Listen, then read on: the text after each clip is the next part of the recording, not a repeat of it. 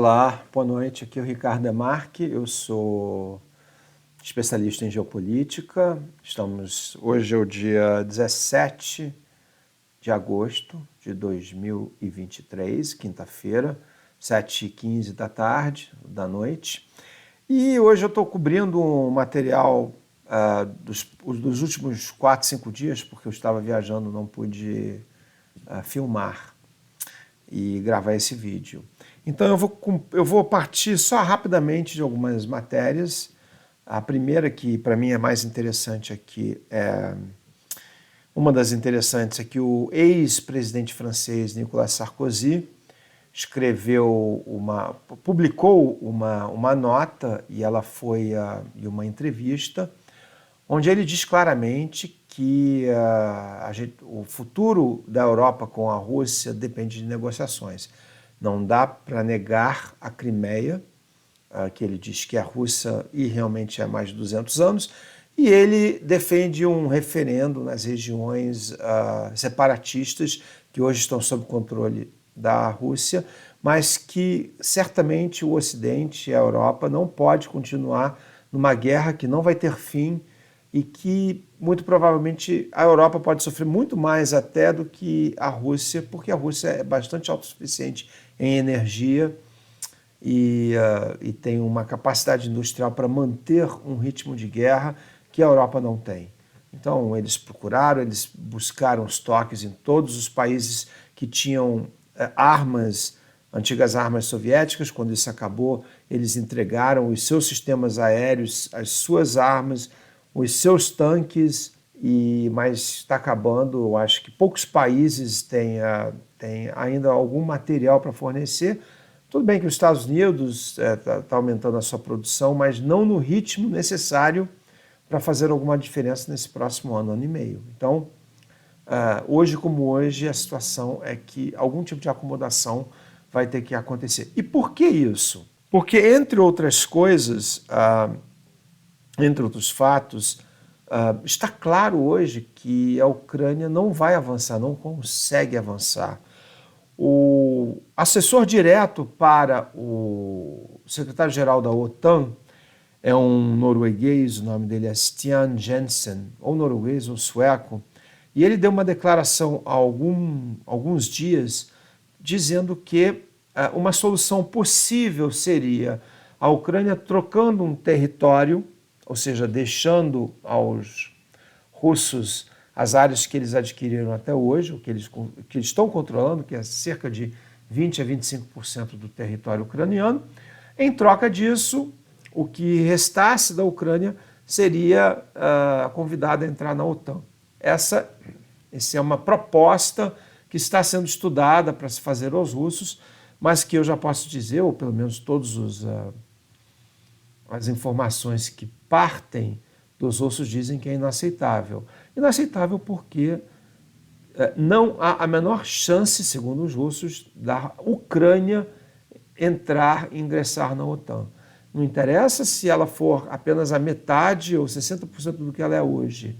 Eles não vão aceitar um vizinho militarizado na fronteira sua com a Rússia, especialmente esse vizinho sendo a Ucrânia, e com a perda de território que teve. Eles sabem muito bem, em 5, 10 anos, hostilidades podem de novo vir à tona entre os dois países. Então, eles aceitam uma Ucrânia desmilitarizada, como eles disseram desde o início. Sarkozy também falou claramente que a Crimeia permaneceu parte da Rússia até 1954 e, por uma canetada, foi transferida para a Ucrânia administrativamente pelo líder máximo soviético Nikita Khrushchev, e foi via canetada, não houve referendo, não houve nada. Mas, como tudo fazia parte da União Soviética, não havia nenhum reflexo prático dessa decisão, mas foi feito de ofício. E a população, como o Sarkozy mesmo lembrou, e já anos atrás o Jimmy Carter tinha dito, o Jimmy Carter tinha uma ONG que controlava as eleições democráticas. Já naquela época o Carter tinha dito: é impossível a Ucrânia retornar aliás, minto, ou é impossível a Crimeia retornar à Ucrânia. Então, eu acho que nada mais do que uma declaração de um fato óbvio. Existem já tensões que estão aparecendo entre campos diferentes, entre facções diferentes no governo ucraniano. E a matéria da Newsweek fala que os assessores diretos do presidente, em termos de guerra, admitem que a contraofensiva não vai ter sucesso e pregam digamos assim, uma reformulação das suas forças armadas para uma atuação mais defensiva, enquanto a liderança militar, encabeçada pelo Zaluzhny, que é o líder militar máximo, mas que obviamente responde ao Zelensky, ele quer que a Ucrânia jogue tudo que tenha, tudo possível, que avance a contraofensiva a qualquer custo. É muito difícil essa posição do Zaluzhny, porque eles já estão quase sem armas e, pelo que dizem, a última brigada já foi lançada na contraofensiva. Uma matéria muito interessante do The Hill é que fala da Alemanha, é um editorial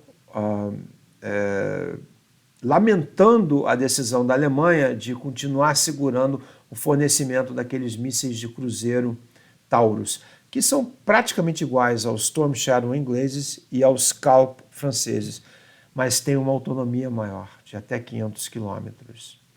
Eles dizem que vale tudo na guerra e que continuar limitando esse acesso à Ucrânia é péssimo, até porque a Ucrânia precisa disso, como disse, vale tudo na guerra.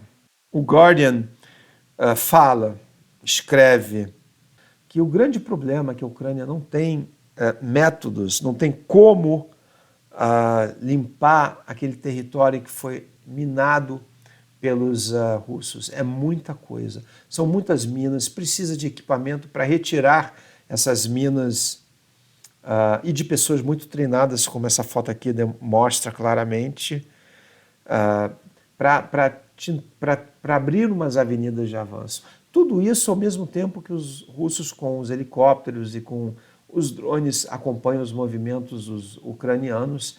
Então é uma tarefa praticamente impossível.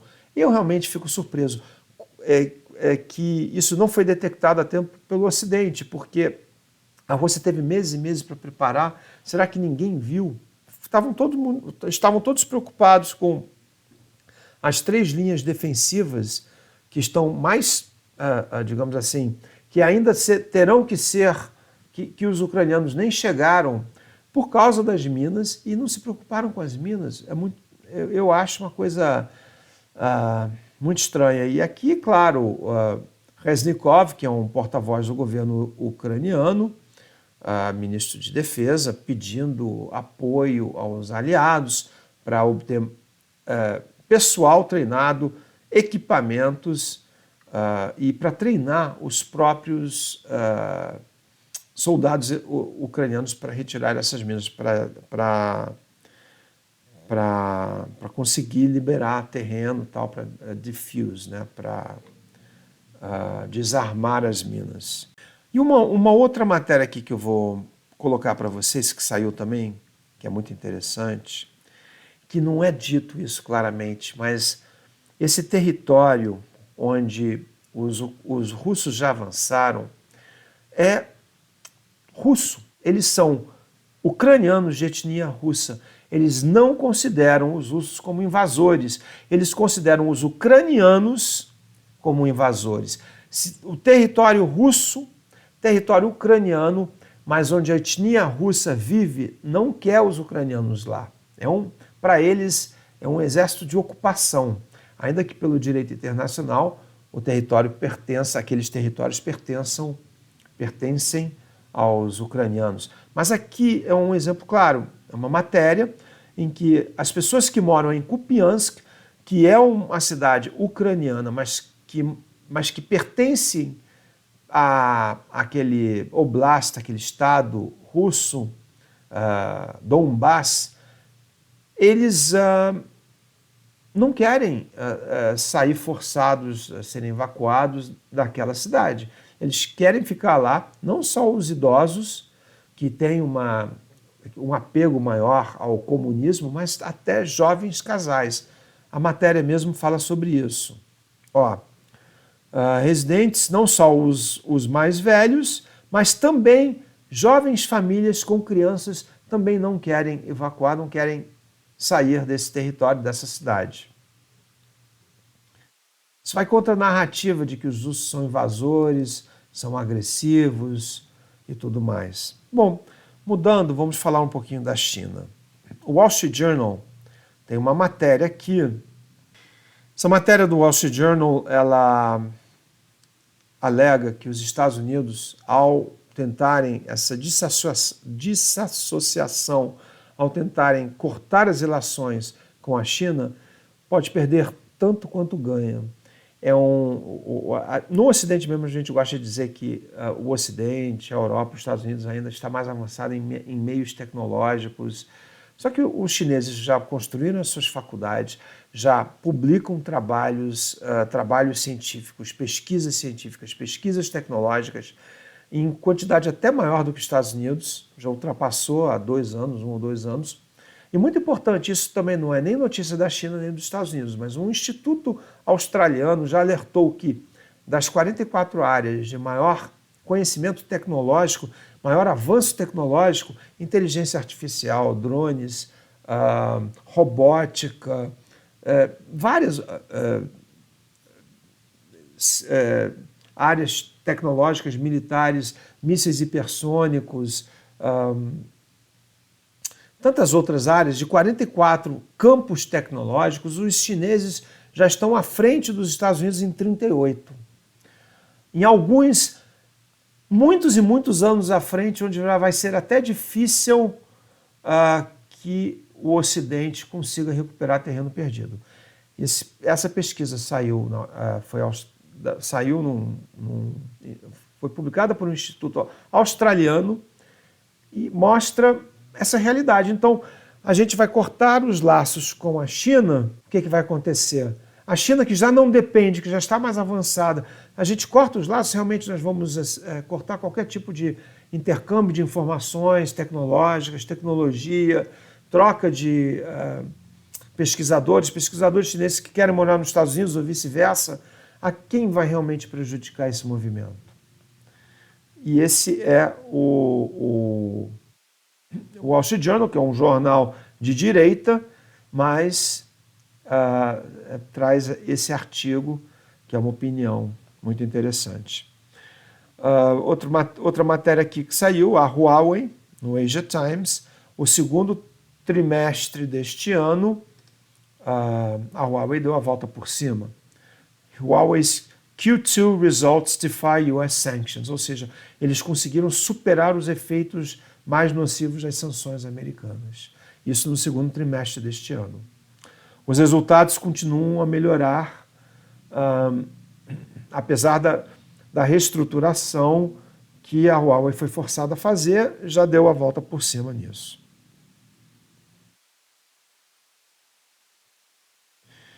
Bem, mudando também, falando agora sobre uma matéria que o John Bolton, que foi ex-assessor do presidente Trump, um hawk, como eles dizem em inglês, uma pessoa que tem uma tendência mais agressiva, é aquele que quer lançar os Estados Unidos em todas as aventuras militares possíveis. Ele escreveu uma matéria, de novo, no Wall Street Journal, que culpa o Biden, o presidente americano Biden, por ter hesitado em face e ter impedido a ofensiva ucraniana de deslanchar. Isso é uma ficção, como falou bem o Alexander Mercouris, que tem um blog e um canal do YouTube que é lido por 200 mil pessoas. Os neocons americanos, esses neoconservadores que querem atacar, que pregam a supremacia americana em tudo, eles pregam sempre a postura mais agressiva possível, mas não se dão conta das limitações, das dificuldades. Falar que o presidente Biden hesitou. Hesitou por quê? Porque ele está preocupado, ele preocupa com uma escalada que possa levar, se preocupa com uma guerra nuclear, se preocupa em a Rússia atacar diretamente um país da OTAN e a Europa se tornar de novo uma área, um continente em guerra, com as milhares de mortes. Não. Olha, o que o Biden está fazendo no limite do possível, segundo a ótica dele, está tentando enfraquecer a Rússia, mas tomando devidas precauções com as red lines, com o que os russos podem ou não podem tolerar. Eu sou completamente contrário, eu não acho que os russos estão errados em muitas coisas, mas não se pode culpar o Biden de ter hesitado, muito pelo contrário, ele foi até agressivo demais também. Eu vou terminar esse programa com o que para mim foi a matéria mais interessante que saiu ontem. O banco UBS, que se uniu ao Credit Suisse, que são os dois maiores bancos suíços, publicaram um relatório que mostra que a Rússia ganhou riquezas, que se tornou mais rica nesse último ano. Mas o relatório não foca nisso. O relatório foca na perda do Ocidente, da Europa e dos Estados Unidos. Entre os dois, eles perderam 10 trilhões de dólares em ativos e empobreceram por essa quantia. A Ásia, o leste da Ásia também perdeu 2,1 trilhões de dólares. A América do Norte e a Europa perderam 10,9 trilhões de dólares. A América Latina teve um aumento no seu patrimônio de 2,4 trilhões de dólares. Os países que mais se enriqueceram ou mais tiveram ganhos no seu patrimônio foram Rússia, México, Índia e Brasil. 3 desses 4 países fazem parte do BRICS, que vai ter a sua cúpula agora em setembro. E os países que mais perderam dinheiro foram os Estados Unidos, Japão, China, Canadá, Austrália. Esses países, todos eles, não, a China não, minto, mas os outros países que apoiam o Ocidente contra a Rússia. Para que essa guerra, como eu acabei de falar uns minutos atrás, o objetivo do Biden era enfraquecer a Rússia. Bem, a Rússia ganhou patrimônio líquido e os Estados Unidos perdeu. A Rússia ganhou 600 bilhões de dólares e os Estados Unidos perdeu quase 5 trilhões de dólares em patrimônio. Teve uma redução nessa disparidade de patrimônio, de riquezas, ou seja, os ricos perderam mais do que os pobres, quase situação única que nunca acontece. Mas é isso, gente. Esse relatório é muito interessante. E depois teve uma matéria que saiu no Business Insider, mas usando os dados desse relatório, que fala que se aplica as informações do relatório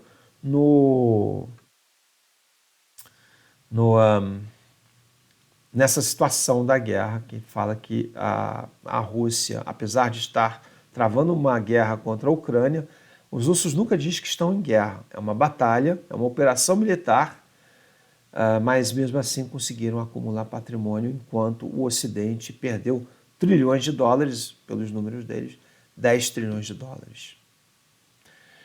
Da volta, sanções, a meu ver, já perderam completamente a sua utilidade. Bem, é isso, gente. Uma boa noite. De São Paulo eu vou fazer um vídeo no sábado. Até logo.